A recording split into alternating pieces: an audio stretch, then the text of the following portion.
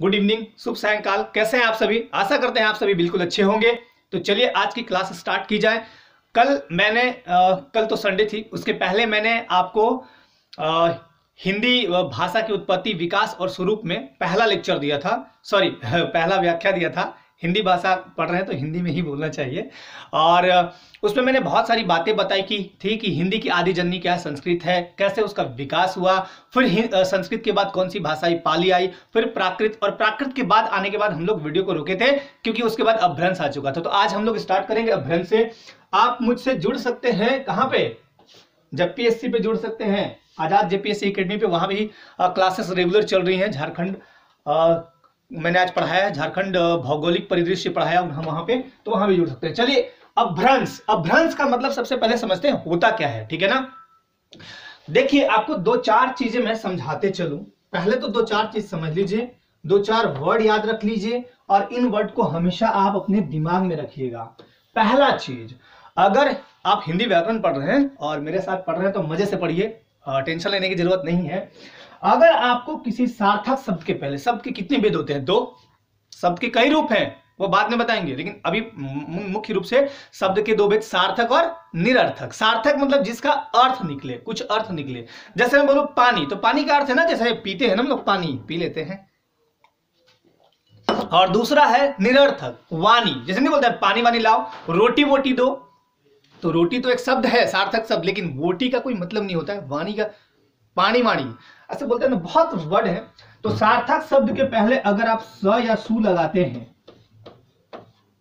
तो वो देता है अच्छा, अच्छा अर्थ देता है। जैसे हम बोलेंगे स्वच्छ, मतलब ये अच्छे अर्थ में है, ठीक है। हम बोलेंगे अगर स्वागत, मतलब ये अच्छे अर्थ में है। हम बोलेंगे सुपुत्र, मतलब अच्छा पुत्र। हम बोलेंगे सकुशल या अच्छा कुशल, तो ये अच्छा कर देता है। अगर हम किसी सार्थक शब्द के पहले अ लगाते हैं, ठीक है ना, अ लगाते हैं तो वो खराब अर्थ देता है। जैसे बोलते हैं ना कि उसमें बहुत अवगुण है, गुण मतलब क्वालिटी, अवगुण मतलब डिसक्वालिटी, अवगुण, तो अवगुण बोल दिए।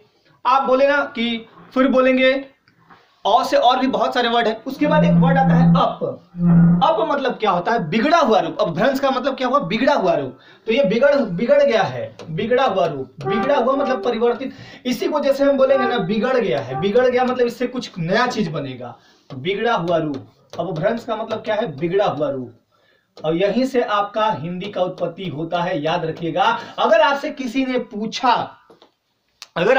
ने पूछा कि हिंदी की उत्पत्ति एक्चुअली हुई कहां से, तो आप बोलेंगे अपभ्रंश से। फिर अगर कोई पूछ दिया कि अपभ्रंश में कहां से, तो आप बोलेंगे सौर सेनी अपभ्रंश से, ठीक है ना। आप क्या बोलेंगे? सौर सेनी अपभ्रंश से, ठीक है। दोनों बातें याद रखिएगा।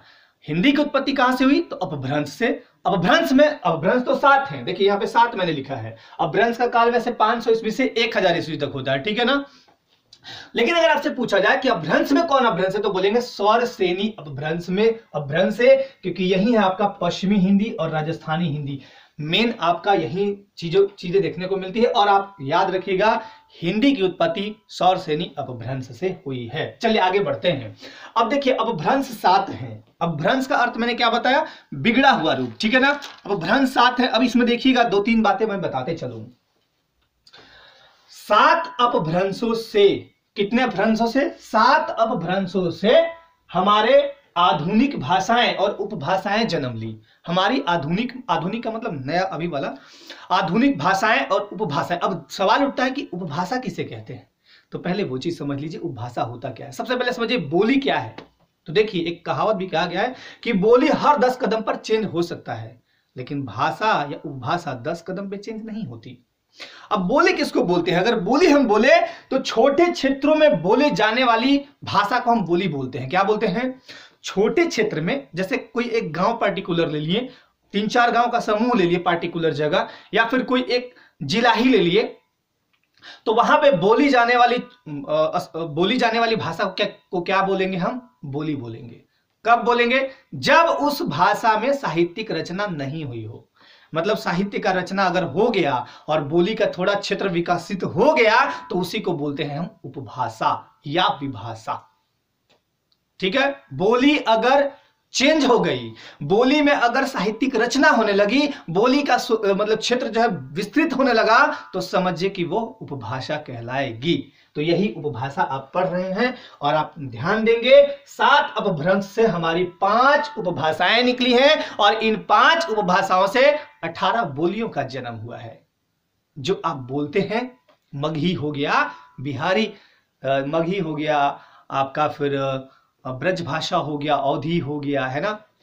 ये सारी चीजें क्या है, तो बोली है। अभी आपको जस्ट आगे दिखाते हैं, चलिए ध्यान दीजिएगा।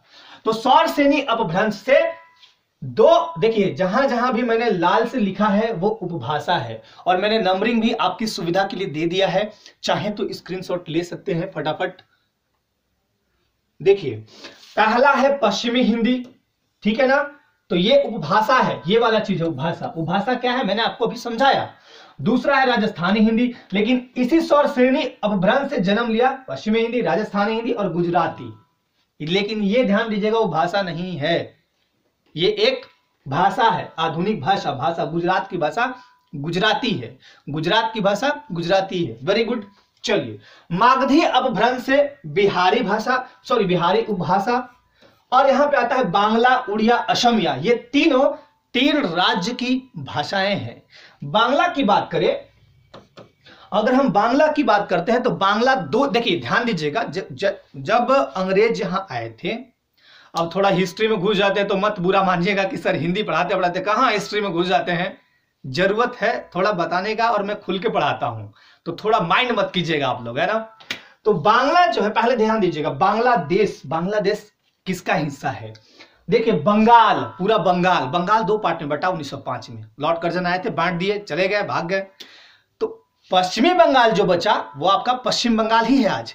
पूर्वी बंगाल का मुख्यालय ढाका था और वो बांग्लादेश बन गया, ठीक है ना। चलिए तो बांग्ला कहां की भाषा है, तो पश्चिम बंगाल की भाषा है। उड़िया कहां की भाषा, अब ध्यान दीजिएगा, उड़िया आता है यहां पे। उड़िया जो है, अब यहां पे भाषा का बहुत तरह से मतलब विभाजन होता है, आपको दिखाते हैं 1 सेकेंड।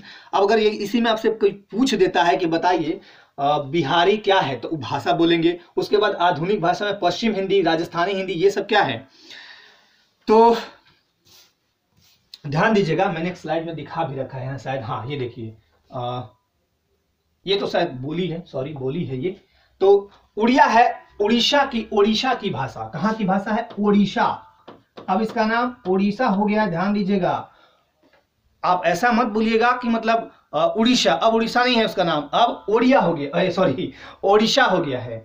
असमिया भाषा है असम की, असम राज्य की भाषा क्या है, असमिया। तो बांग्ला कहां की हो गई, आपका पश्चिम बंगाल बोल दीजिए।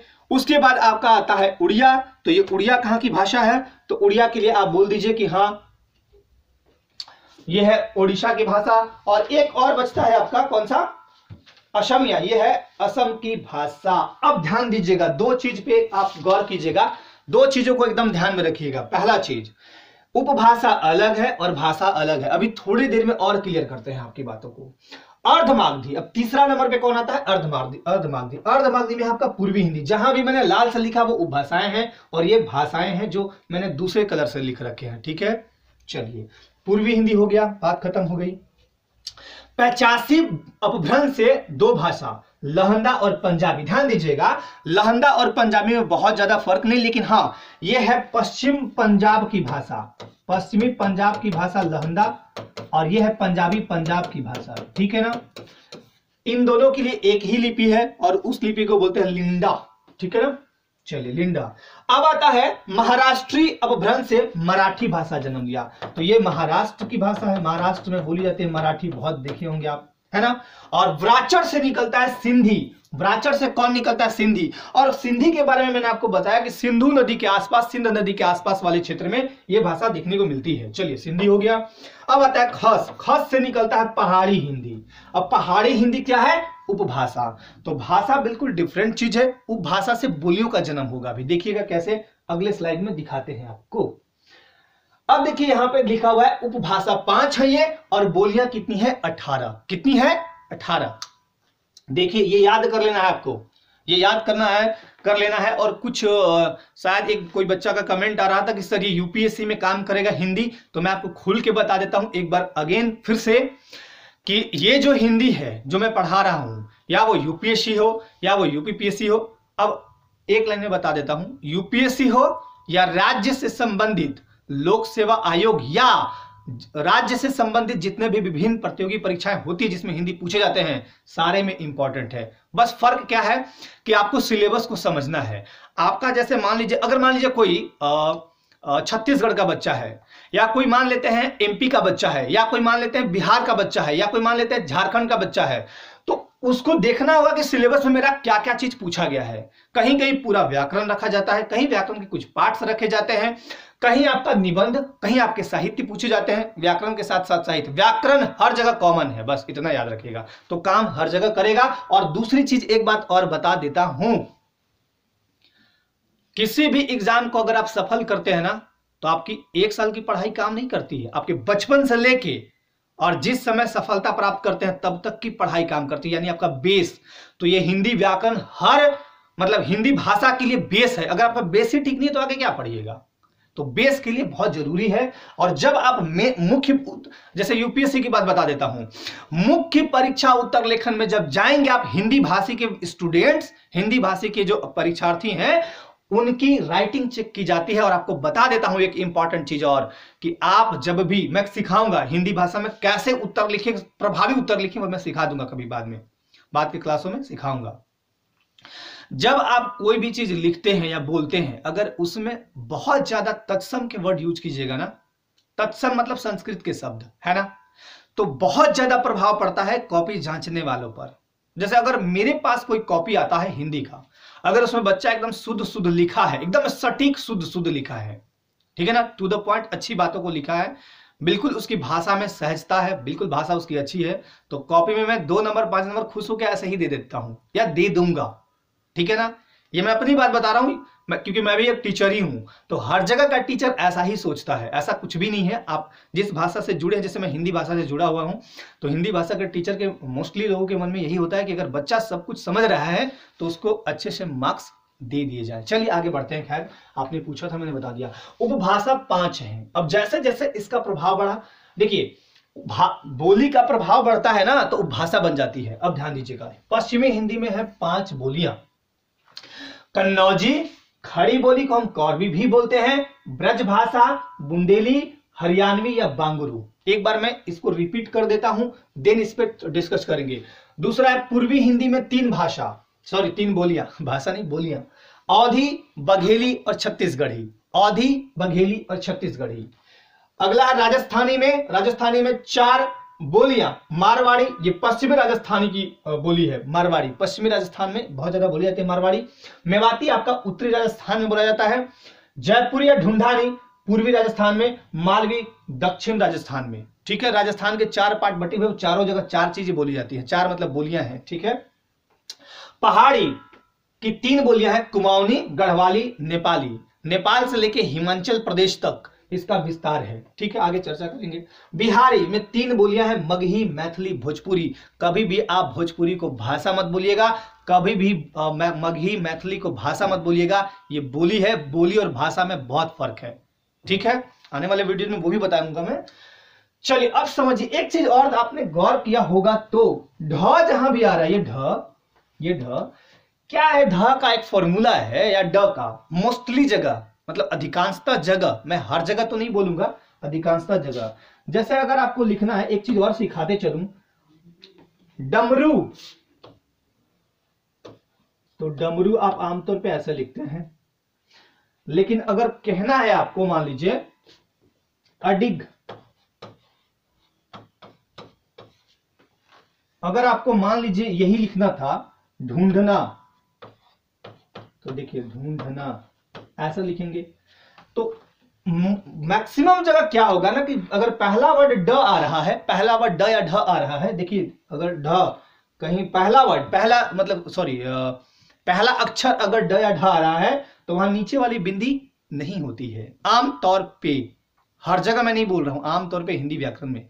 तो कुछ कुछ ट्रिक भी सीखते जाइए, वैसे बहुत सारी बातें बताते चलूंगा। चलिए तो यह आपका 5 उपभाषा था और जिसके अंतर्गत 18 बोलियां थी। अब थोड़ा थोड़ा हम चर्चा करते चलें, एक एक का ले लेते हैं। तो सबसे पहला हम लेते हैं आपका हिंदी की दो मुख्य उपभाषाएं जो है ना, उसमें आपका पूर्वी हिंदी और पश्चिमी हिंदी। मैंने इसलिए दोनों को एक जगह रखा है, पूर्वी हिंदी और पश्चिमी हिंदी। देखिए दोनों एक जगह है, तो यहाँ पे 8 जो बोलियां हैं। चलिए अब इसके बारे में थोड़ा समझते हैं, पश्चिमी हिंदी और पूर्वी हिंदी क्यों इंपॉर्टेंट है। इसी से तो हिंदी का उद्भव होता है आगे। पश्चिमी हिंदी मतलब इसी को भारतीय संविधान ने भी तो अपनाया है। अब ध्यान दीजिएगा, बहुत ही इंपॉर्टेंट चीज याद रखिएगा, बताते चल रहा हूं। पूर्वी हिंदी की 3 बोलियां हैं। पूर्वी हिंदी में चलते हैं सबसे पहले अवधी, बघेली, छत्तीसगढ़ी, ठीक है ना। अब अवधी का जो क्षेत्र है, अवधी का, वो है अयोध्या में। यहां पे मैं लिख दे रहा हूं, आप लोग अपने कॉपी में नोट करते जाएंगे। अयोध्या कहां पड़ता है आपका, गूगल में खोजिएगा अयोध्या कहां है, कहीं बिहार मत कर लीजिएगा, है ना। अयोध्या में अवधी भाषा बोली जाती है, ठीक है। दूसरा है बघेली, ये रीवा और सतना में बोली जाती है मुख्य रूप से। देखिए ऐसा मत बोलिएगा, ऐसा मत सोचिएगा कि सर अवधी और जगह बोली जाती होगी, लेकिन मुख्य रूप से मैं बता रहा हूं आपको। सारे डाटे एकदम दिमाग में नहीं भर लेने हैं, मेन चीज मैं बता रहा हूं, मेन चीज भरिएगा एग्जाम से रिलेटेड। और इसके अलावा भी जानकारी मैं देते चल रहा हूं, ऐसा नहीं केवल एग्जाम ओरिएंटेड ही पढ़ा रहा हूं, बाकी चीजें भी आपको बताते चल रहा हूं। यहां पे रीवा और सतना ये तो एमपी में है। अब बघेली को लेके क्या बोलते हैं, बघेली राजपूत जो है, बघेली राजपूत, उनके आधार पर रीवा और उसके आसपास वाले क्षेत्र को बघेलखंड कहते थे, है ना। उसके बाद आता है आपका छत्तीसगढ़ी। अब ध्यान दीजिएगा, छत्तीसगढ़ी कहां बोली जाएगी, तो आमतौर पे छत्तीसगढ़ में, ठीक है। छत्तीसगढ़ के काफी जगहों पे बोली जाती है, मैं ऐसा नहीं बोल रहा हूं जितने भी जिले हैं वहां पे, लेकिन काफी जगहों पे। अब आता है पश्चिमी हिंदी में, लेकिन ध्यान दीजिए उसके पहले एक भाषा है अवधी, बहुत ही इंपॉर्टेंट। क्यों इंपॉर्टेंट है, क्यों इसका रोल है, क्यों इसका महत्वपूर्ण रोल है, क्योंकि अवधी भाषा में ही अवधी साहित्य, मतलब अवधी साहित्य के तहत इसी में गोस्वामी तुलसीदास ने, हम यहाँ पे शॉर्ट में लिखते हैं, गोस्वामी तुलसीदास ने रामचरितमानस की रचना की थी। रामचरितमानस हिंदुओं का एक धार्मिक ग्रंथ बोलिए, है ना, रामचरितमानस, ठीक है। अब रामचरितमानस में कितने कांड हैं वो आपको कमेंट करना है। रामचरितमानस में कितने कांड हैं, जैसे लंका कांड, अयोध्या कांड, है ना, हिंट्स कर दिए हैं, बाकी काम करिएगा कमेंट के माध्यम से। तो इसकी रचना किस भाषा में हुई है, अवधी भाषा में। अब अवध के मुसलमान जो कवि थे उनमें जायसी है, जायसी के अतिरिक्त 1-2 और हैं जिनका नाम है मंझन, कुतुबन। अवधी भाषा को ही साहित्य रचना का माध्यम बनाया था, ठीक है। अब आते हैं हम दूसरा पश्चिमी हिंदी में। पश्चिमी हिंदी में पहला आता है आपका कन्नौजी। कन्नौजी में देखिए इसका केंद्र ही है कन्नौज। कन्नौज कहां है, यूपी में है। चलिए, ब्रज भाषा से काफी मैच करती है ये ब्रज भाषा जो है ना, इससे काफी मैच करती है कन्नौजी भाषा। कन्नौजी भाषा उसके अतिरिक्त भी बोला जाता है, आपका इटावा हो गया, कानपुर हो गया, फर्रुखाबाद हो गया, है ना, इन सब जगहों पे बोली जाती है। बुंदेली भाषा, सॉरी अगला है खड़ी बोली या कौरवी भाषा, कौरवी। अब देखिए खड़ी बोली कहां बोली जाती है, खड़ी बोली आपका दिल्ली हो गया, मेरठ हो गया, मुजफ्फरपुर हो गया। खड़ी बोली का 2 अर्थों में प्रयोग होता है। देखिए एक तो बोलता है लोग 2 तरह से लेते हैं, एक तो खरी, खरी मतलब नहीं एकदम खरे हैं, खरे मतलब परफेक्ट, खरा मतलब एकदम सटीक, और एक बोलते हैं खड़ी, खड़ी मतलब स्टैंडिंग। तो ये तो 2 अर्थों में लोग बोल देते हैं, लेकिन खड़ी बोली को अगर हम देखें तो इसका, इस शब्द का प्रयोग 2 अर्थों में और देखने को मिलता है। पहला, साहित्यिक हिंदी खड़ी बोली के अर्थ में, खड़ी बोली के अर्थ में साहित्यिक रचनाएं भी बहुत सारी हुई हैं। दूसरा अगर बोले तो लोक बोली, लोक बोली जैसे दिल्ली मेरठ के लोग, दिल्ली और मेरठ के आसपास के जितने भी लोग हैं खड़ी बोली का यानी कौरवी का यूज करते हैं, ठीक है ना। तीसरा आता है ब्रज भाषा। देखिए इसका अर्थ है पशुओं या गायों का समूह। बहुत नहीं बोलते हैं कि ब्रज भाषा, आप कृष्ण जी को देखते थे गाय चराते थे, ब्रजवासी ब्रजवासी ऐसे सुने होंगे ना, तो कृष्ण जी यही गाय से संबंधित है, मतलब ब्रज भाषा गाय से संबंधित है। और कहां बोला जाता है तो आगरा हो गया, मथुरा हो गया, है ना, इन जगहों पे बोला जाता है। अच्छा, इसके प्रमुख अगर कवियों मिले ब्रज भाषा के कवि तो आप मत भूलिएगा सूरदास हो गए, है ना, सूरदास हो गए। फिर आपके 1-2 और कवि का नाम बता देता हूं मैं, जैसे रहीम हो गए, रसखान हो गए, है ना, रहीम हो गए, रसखान हो गए, ये सारे हैं इसके ब्रज भाषा के कवि। और एक तो नाम छूट ही गया, बहुत इंपॉर्टेंट, ब्रज भाषा का नाम ले, और अगर हम तुलसीदास का नाम लें तुलसीदास ने किसकी रचना की थी? तुलसीदास भी ब्रज भाषा, हमने बोला था ब्रज भाषा और कौन सी आपकी कन्नौजी भाषा बहुत मैच करती है।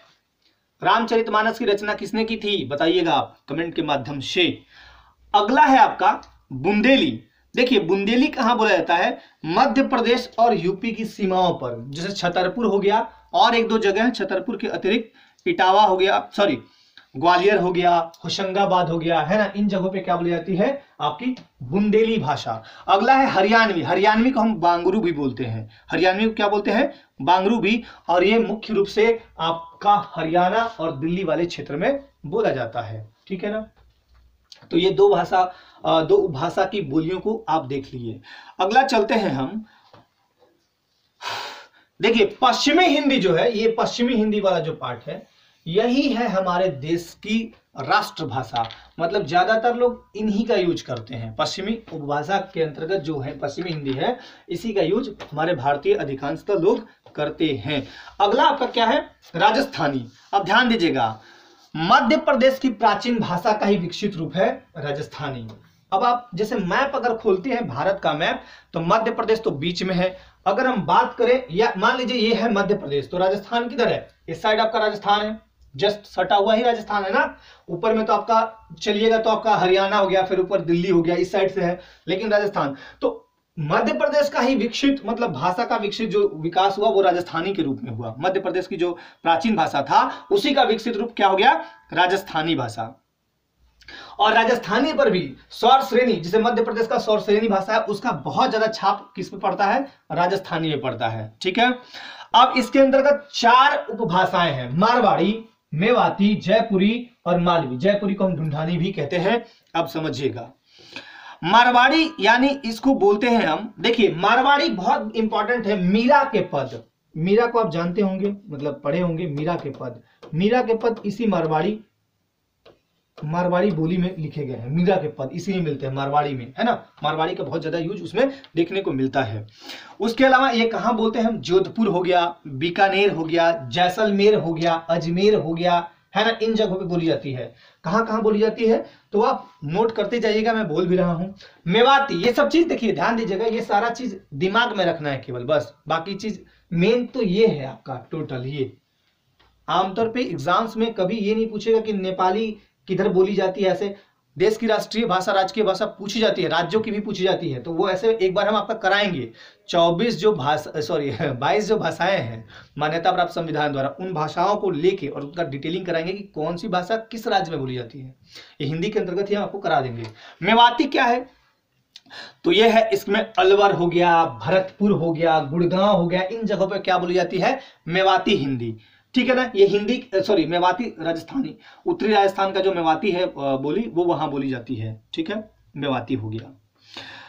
उसके अलावा आपका है जयपुरी, तो इसका केंद्र ही है कहां पे? जयपुर में। जयपुर इसका केंद्र है, इसको हम ढूंढानी भी कहते हैं। और इसके अतिरिक्त याद रखिएगा, अजमेर में हो गया, जयपुर में हो गया, किशनगढ़ में बोली जाती है। जयपुर, अजमेर याद रखिएगा बस। अब आता है अगला मालवी। मालवी है आपका दक्षिणी राजस्थान में, और मालवी आपका उसके साथ साथ इंदौर हो गया, उज्जैन हो गया, है ना, इंदौर, उज्जैन। उसके अलावा आपका बोला जाता है रतलाम हो गया और भोपाल। मध्य प्रदेश, मैंने बोला था ना कि मध्य प्रदेश से काफी प्रभावित है, तो रतलाम हो गया, मध्य प्रदेश हो गया, इन सब क्षेत्रों में ये बोली जाती है। मध्य प्रदेश के मतलब रतलाम हो गया, भोपाल हो गया, उज्जैन हो गया, इन सब जगहों पे बोली जाती है। अगला है पहाड़ी हिंदी। पहाड़ी हिंदी के अंतर्गत, मतलब ये भाषा के अंतर्गत 3 आते हैं, कुमाऊनी, गढ़वाली, नेपाली। नेपाली तो नेपाल में बोली जाती है। मैंने बोला था कि नेपाल से लेकर हिमाचल प्रदेश तक, हिमाचल प्रदेश के आसपास वाले क्षेत्र भी में भी बोले जाते हैं। तो नेपाली तो नेपाल में हो गया, और कुमाऊनी गढ़वाली आपका, कुमाऊनी गढ़वाली किधर हो गया? उधर ही भाषा बोली जाती है, हिमाचल प्रदेश। और कुछ कुछ आपका ये टिहरी गढ़वाल क्या है, सॉरी उत्तराखंड वगैरह में बोली जाती है। अगला है बिहारी भाषा। हाँ, मगही, मैथिली और भोजपुरी। देखिए मगही कुछ डिफरेंट है, मैथिली बिल्कुल थोड़ा अलग डिफरेंट है। मैथिली आपका यूपी वगैरह में देखने को मिलता है। भोजपुरी आपका बिहार में बहुत ज्यादा फेमस है। भोजपुरी के स्टार लोग भी बिहार में बहुत हैं, है ना, बोलते हैं, गाते हैं, है ना। मगही में आते हैं। एक चीज ध्यान दीजिएगा, जो बिहारी भाषा है, जो बिहारी वर्ड है, बिहारी भाषा का जो वर्ड है, उसका नाम दिया था जॉर्ज ग्रियर्सन ने। और जॉर्ज ग्रियर्सन को जब हिंदी पढ़ते हैं तो मत भूलिए, 2-3 नाम तो भूलिए मत। पहला नाम गारसा द ताशी, गारसा द ताशी। अब जब साहित्य पढ़िएगा तब ये सब चीज बताऊंगा, ये साहित्य वाला चीज है। तो ऐसे एक नाम मत भूलिएगा, एक नाम बहुत इंपॉर्टेंट है। उनका नाम है, पहला तो ये जॉर्ज ग्रियर्सन याद रखिएगा। जॉर्ज ग्रियर्सन ऐसे व्यक्ति थे जिन्होंने भाषा के मामले में, मतलब क्या बोलते हैं, इतिहास जो होता है ना, जैसे एक इतिहास में क्या होता है कि क्रमबद्धता हो और साहित्य का उल्लेख हो और वैज्ञानिकता पर आधारित हो, ये सारी चीजों का कवर जॉर्ज ग्रियर्सन ने किया था। जॉर्ज ग्रियर्सन बहुत बड़े विद्वान थे। और एक और व्यक्ति का नाम नहीं भूलना चाहिए आपको, आचार्य रामचंद्र शुक्ल। आचार्य रामचंद्र शुक्ल को बोला जाता है हिंदी साहित्य का मतलब महारथी, और हिंदी साहित्य का इतिहास सर्वप्रथम उन्होंने ही हिंदी भाषा में लिखी थी, ठीक है ना। आचार्य रामचंद्र शुक्ल बहुत बड़े विद्वान है वो। तो आते हैं पहले मगही पे। मगही कहाँ कहाँ बोलेंगे तो पटना हो गया, गया हो गया, है ना। उसके अलावा पलामू हो गया, मुंगेर हो गया, भागलपुर हो गया, हजारीबाग हो गया, इन सब चीजों में, इन सब जगहों में मगही बोली जाती है। मैथिली कहाँ कहाँ बोली जाएगी, देखिए मैथिली मिथिला में बोली जाती है। और ये आपको बांग्ला, बांग्ला और हिंदी को, मतलब बांग्ला हिंदी मिक्सअप होता है मैथिली। मैथिली की एक कवि बहुत ही इंपॉर्टेंट है जिनका नाम आपको याद रखना चाहिए, विद्यापति। और विद्यापति बहुत ही इंपॉर्टेंट है।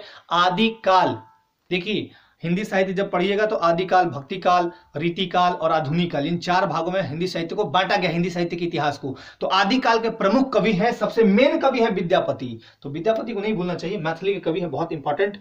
और मैथिली कहां कहां बोली जाएगी तो दरभंगा हो गया, पूर्णिया हो गया, मुजफ्फरपुर हो गया, इन सब जगहों पे मैथिली बोली जाती है, ठीक है ना।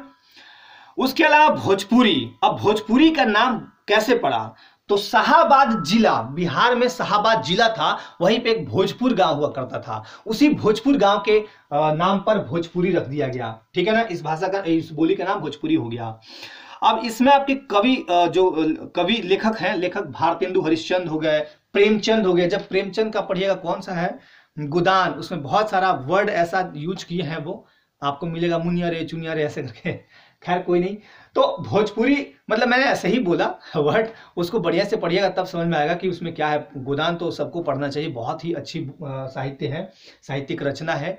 तो ये तो भोजपुरी के जो लेखक है वो 2 आप याद रखिएगा, भारतेंदु हरिश्चंद्र और प्रेमचंद। ये कहाँ बोली जाती है भोजपुरी तो आप याद रखिएगा, बनारस में, सबसे इंपॉर्टेंट बनारस, बलिया, मिर्जापुर, गोरखपुर, चंपारण, इन क्षेत्रों में बोली जाती है। बनारस आप मेन हब याद रखिएगा, बाकी और भी जगह मैंने बताया वो याद रखिएगा। तो ये टोटली चीजें थी हिंदी की उपभाषा और बोलियां। तो आप इस क्लास को देखिए अच्छे से, इसको दिमाग में लाइए, और मैं इससे संबंधित प्रश्न कुछ कल के क्लास में आने के समय ही पूछ लूंगा।